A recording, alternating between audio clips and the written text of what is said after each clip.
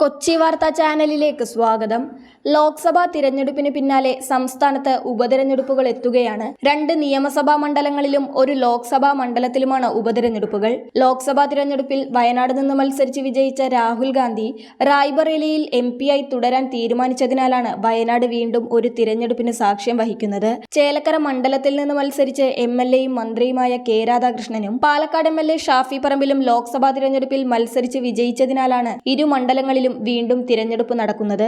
ലോക്സഭാ തിരഞ്ഞെടുപ്പിലെ വിജയം പിന്തുടരാനാണ് കോൺഗ്രസ് ശ്രമിക്കുന്നത്. അതിനാൽ തന്നെ ഉപതെരഞ്ഞെടുപ്പിന് വേണ്ടി സംഘടനാപരമായുള്ള രാഷ്ട്രീയ ഒരുക്കങ്ങൾ കോൺഗ്രസ് തുടങ്ങിക്കഴിഞ്ഞു. ഇതിന്റെ ഭാഗമായി തന്നെ രാഹുലിന് പകരം പ്രിയങ്ക ഗാന്ധി സ്ഥാനാർത്ഥിയാകുന്ന വയനാട് ലോക്സഭാ മണ്ഡലത്തിലെ ഓരോ നിയമസഭാ മണ്ഡലങ്ങളുടെയും ചുമതലക്കാരെ കോൺഗ്രസ് നിശ്ചയിച്ചു കഴിഞ്ഞു. വണ്ടൂരിൽ ഹൈബി ഈഡനും ഏറനാടിൽ CR മഹേഷിനുമാണ് ചുമതല.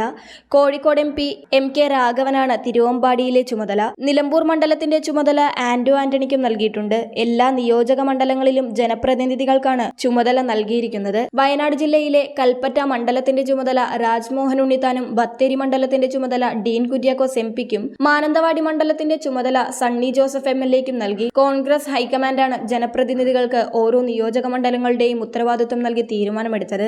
ഒരു VIP സ്ഥാനാർത്ഥി മത്സരിക്കുന്ന മണ്ഡലമായതിനാൽ തന്നെ വയനാട് മണ്ഡലത്തിന് കോൺഗ്രസ് ഹൈക്കമാൻഡ് അതീവ പ്രാധാന്യമാണ് നൽകുന്നത്. മുൻപ് തിരഞ്ഞെടുപ്പിൽ നിന്ന് മാറി നിന്നിരുന്ന പ്രിയങ്ക ഗാന്ധി വയനാട് മണ്ഡലത്തിൽ മത്സരിക്കാൻ തയ്യാറായത് നെഹ്റു കുടുംബം മണ്ഡലത്തിന് നൽകുന്ന പ്രത്യേക പരിഗണന കൊണ്ടാണ്. അതോടൊപ്പം രാഹുൽ ഗാന്ധിക്കും മണ്ഡലത്തോട് വൈകാരികമായ അടുപ്പമാണുള്ളത്. 2 തവണയും രാഹുൽ ഗാന്ധിക്ക് മികച്ച വിജയം നൽകിയ വയനാട് പ്രിയങ്ക ഗാന്ധിയെയും കൈവിടില്ല എന്നാണ് വിലയിരുത്തലുകൾ. കഴിഞ്ഞ തിരഞ്ഞെടുപ്പിൽ രാഹുലിന്റെ എതിരാളിയായി ഇടതുപക്ഷത്തിൽ നിന്ന് ആനി രാജയും BJP-യിൽ നിന്ന് K. സുരേന്ദ്രനുമാണ് എത്തിയത്. എന്നാൽ ഉപതെരഞ്ഞെടുപ്പിൽ ഇരു പാർട്ടികളും ആരെയാണ് നിർത്തുന്നതെന്ന് കൃത്യമായ വിവരങ്ങൾ പുറത്തുവിട്ടിട്ടില്ല. ദേശീയ തലത്തിൽ ഇന്ത്യ സഖ്യത്തിന്റെ ഭാഗമായ കക്ഷികളെന്ന നിലയിൽ പ്രിയങ്കയ്ക്കെതിരെ കരുത്തരായ സ്ഥാനാർത്ഥികളെ CPIM ഇറക്കാൻ സാധ്യത കുറവാണ്. അതുകൊണ്ടുതന്നെ പുതുമുഖങ്ങളിൽ ആരെങ്കിലുമാകാം വയനാട് ലോക്സഭാ തിരഞ്ഞെടുപ്പിൽ മത്സരിക്കുക. വയനാടിനൊപ്പം തന്നെ പാലക്കാടിനും ചേലക്കരയും കോൺഗ്രസ് പ്രാധാന്യം നൽകുന്നുണ്ട്. ഷാഫി പറമ്പിൽ MLA ആയ പാലക്കാട് യൂത്ത് കോൺഗ്രസ് സംസ്ഥാന അധ്യക്ഷൻ രാഹുൽ മാങ്കൂട്ടത്തിലാകും UDF സ്ഥാനാർത്ഥി. LDF-നേക്കാളും BJP-യോടാണ് കഴിഞ്ഞ നിയമസഭാ തിരഞ്ഞെടുപ്പിൽ UDF പൊരുതിയത്.